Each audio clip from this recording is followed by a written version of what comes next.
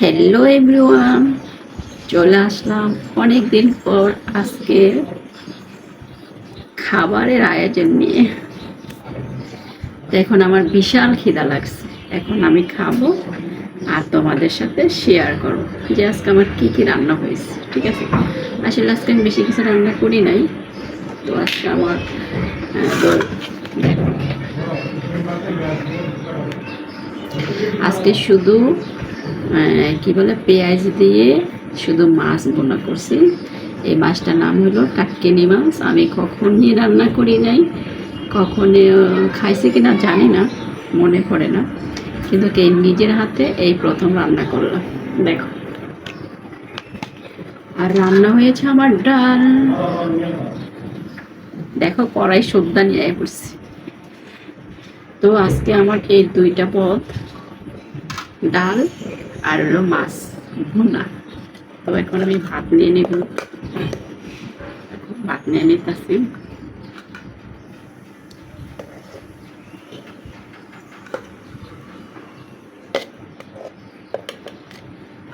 তো কারা কারা খাইছো কমেন্টে জানাইও, আর যারা যারা খাও নাই তারা অবশ্যই চলে আসো আমার সাথে খাবা।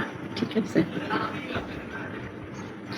যেহেতু আজকে আমি শুধু মাছ ভুনা করেছি আর ডাল রান্না করছি, ঠিক আছে।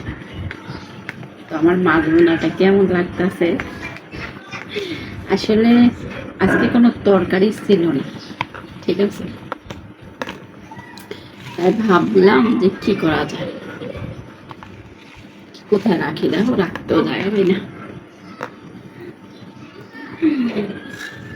দেখো, তখন খাই দেখি কেমন হয়েছে,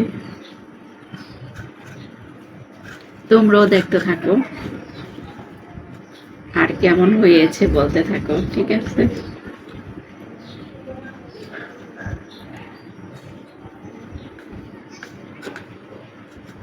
বিসমিল্লাহির রহমানির রহিম।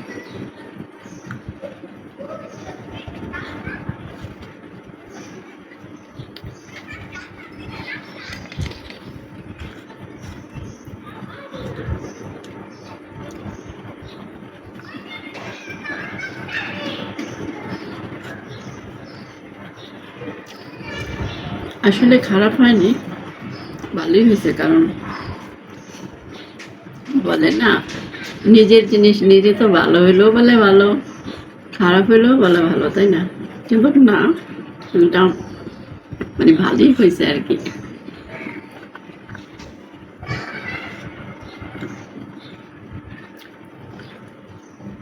আসলে কি বলবো তোমাদের কাছে,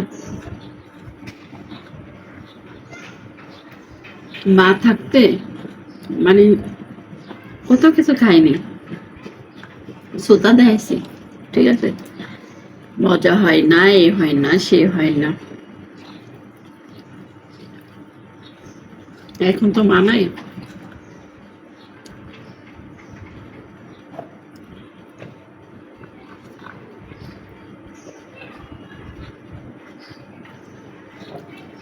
সোতাও দেখাইতে পারি না।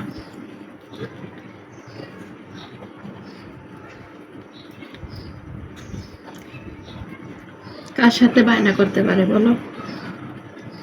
তার মার সাথে, তার বাবার সাথে, ঠিক আছে। আর মা বাবা না থাকলে কোনো বায়না করা নাই।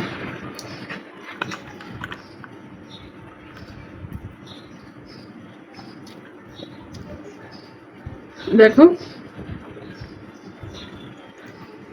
মাস্টার প্যাডে কত বড় একটা ডিম হয়েছে, দেখছো? এটা মাছের ডিম।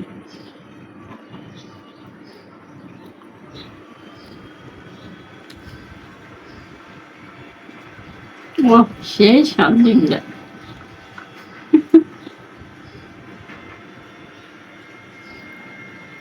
এত স্বাদ কেন বলো তো? সেই সব।